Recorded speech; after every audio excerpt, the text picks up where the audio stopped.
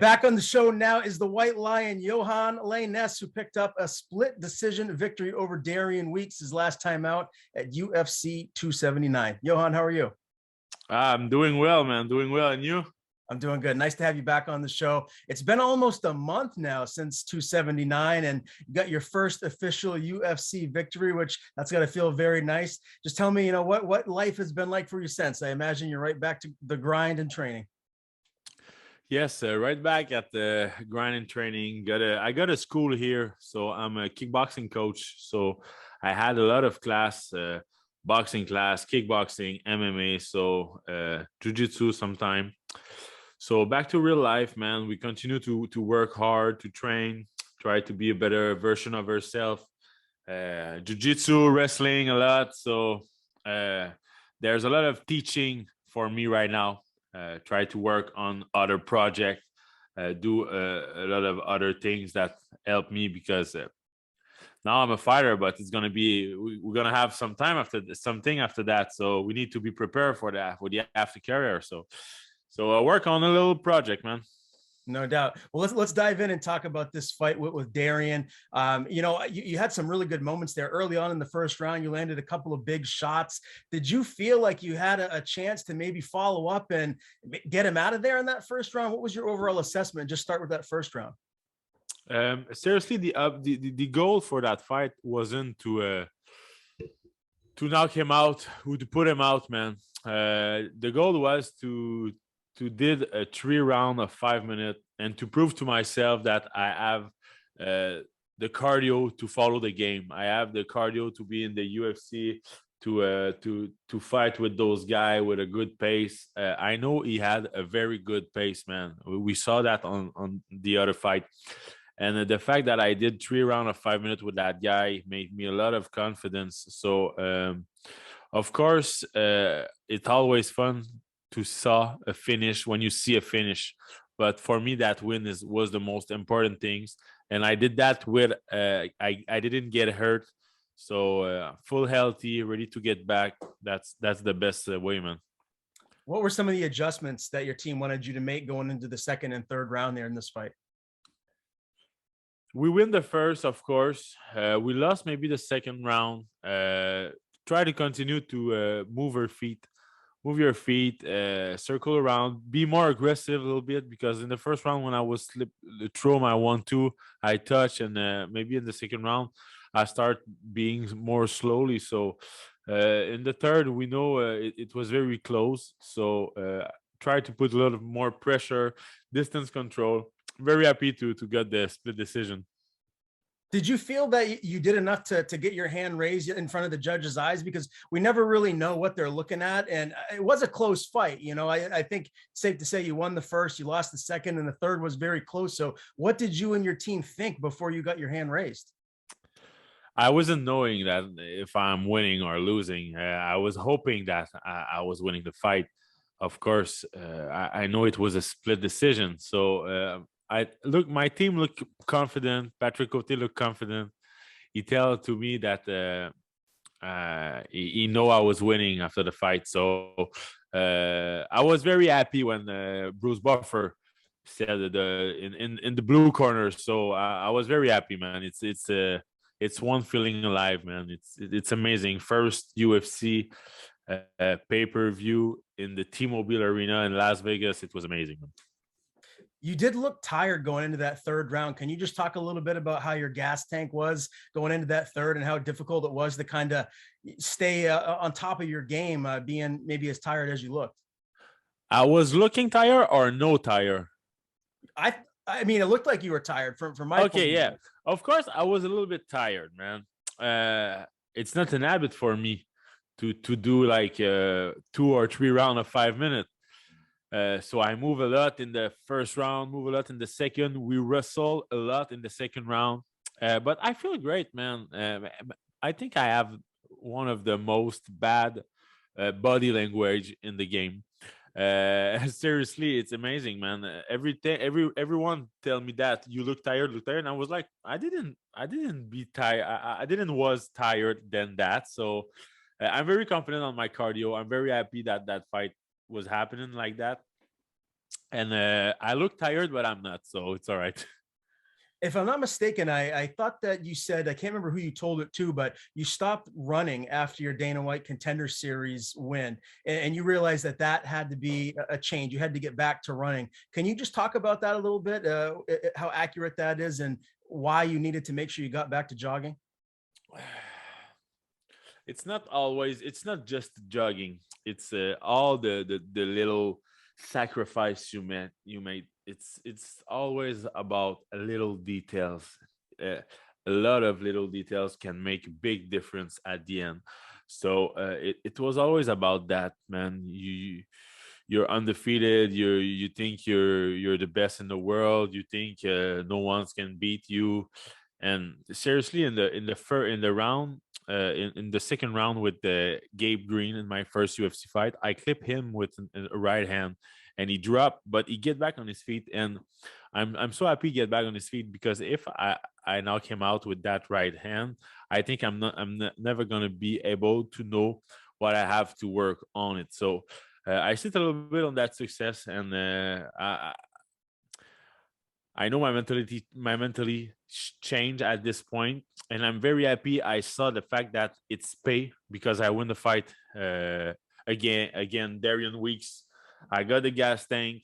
It wasn't the best fight in the world. It wasn't the more spectacular fight, but I win the fight, and people know I'm gonna finish the guy. So I'm just gonna fix something in my game to be able to finish other men. Now, you were originally supposed to face Miguel Baeza, and obviously Darian Weeks comes in at relative last minute to save this fight for you. How different did that change your game plan going in against Darian versus Miguel?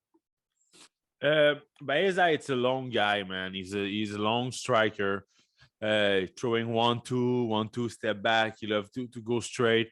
He didn't use his wrestling a lot. He have good kicks, more like a striking guy. But he was on three consecutive loss, and two very big knockouts. So the guy, I think, is more shaken right now. Um, Darian Weeks is a wrestler, man. He's a guy who come with hook and try to wrestle you and work on the cage. So it was two completely different fighter, two completely style. But that's my most beautiful strength, is that the fact that I can adapt myself. I can be like more distance. I can put pressure. I can wrestle. I can jujitsu, boxing. So whatever who was the guy, of course they didn't have the same style, but I was ready. I want to get your take just on the whole event of UFC 279. I mean, my goodness, a lot of star power there, from Nate Diaz to Shemaev, Tony Ferguson, Kevin Holland. There's just so many big names on the card, and all the craziness that happened, with the weight misses and the switching of opponents. What was that like for you? I mean, you're still a new guy in the UFC. What was the whole event like, looking back at it now? It was amazing, man. Seriously, it was a crazy event. The fact that all the matchup exchange, and with Nate Diaz and Shimaev, it was a very big pay-per-view, and I was very happy to live that moment. The UFC is so a big, amazing organization. Seriously, I'm very happy. I'm very grateful to be in that organization. The weight in with the media, all that stuff, it make a lot of energy, and it made a very good vibe in the weekend. And every fighter, or a lot of fighter, are very positive. They have a good energy, and it's very nice. Did you get a chance to meet or have any conversations with any of those guys, like Nate or Tony? I didn't have the chance to talk with those guys. Of course, I would be happy if I was be able to talk with Diaz, but I saw Shimaev. He look very he look in his own world. He do his own thing, so it's all right like that. But it's always fun when you go in a fight week, because like you know you're gonna share those moments with that. Marlon Vera, first time I cut weight in the UFC, it was with Marlon Vera, so it always good memories. Did you get a chance to really size Shemaev up? How big is he? Does he look I like? He He needs to be at didn't a look. big. He didn't look big like that, man. He didn't look so big. Seriously, maybe because I'm a very big welterweight. Okay. Yeah. Well, I was just wondering, because he's, I don't think going to be fighting at welterweight anymore. It seems like it's going to be middleweight moving forward. So that's a name that I know anybody would love to get. You beat him and you're right in the mix for a number one contendership fight. Yeah. Of course, he's the man to beat right now. All right. I wanted to get your take too on Bo Nickel, him as a prospect. What are your thoughts on him? How good do you think he can be? Oh, I think he's gonna be a good fighter, man. He looked like he have a good team around him, American top team.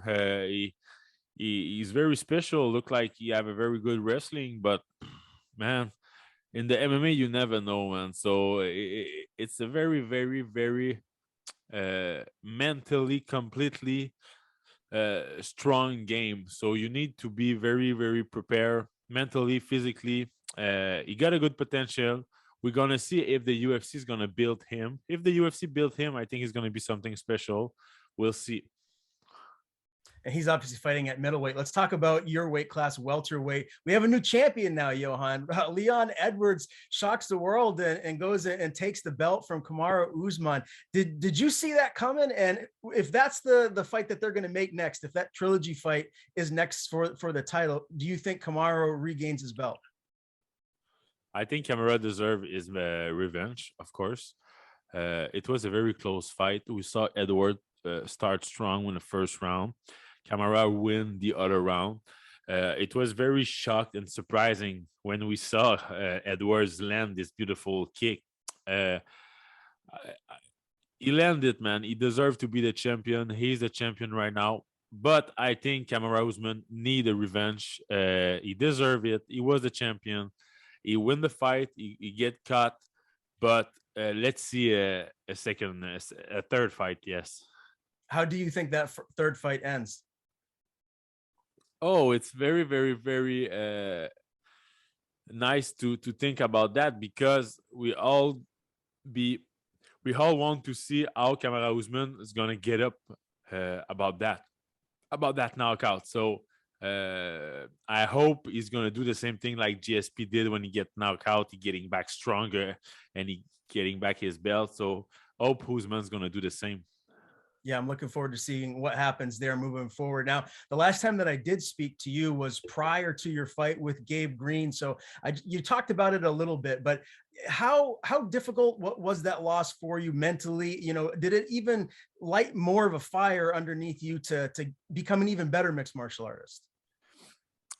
Man, this lose was the best thing that can happen in my life. When you're undefeated, like I said before, you start cutting the corner maybe a little bit, and man, it was time for me after that win to after that loss to regroup myself and to start doing the thing that I did when I was an amateur and I was hungry than ever, and so I restart to I put myself in the path that I never win a fight before, so more hungry, more sacrifice, more discipline than ever, and it's pay. So I saw it in my training, I saw it in the fight. So just regroup yourself, restart to believe in the process and do the little details, man. How is your relationship evolving with Patrick Cote? We got a very good relationship, man. We work together like every day, every week. So he know me as a person. He know me as a fighter. So that's very cool when you have a guy behind you like him.